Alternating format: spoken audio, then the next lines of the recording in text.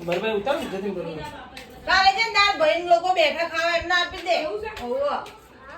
જતી નીચે ખાલી છે જેટલી બાજુ બોલો દશામાની જય થોડું નાનું કર પાવડું જ થશે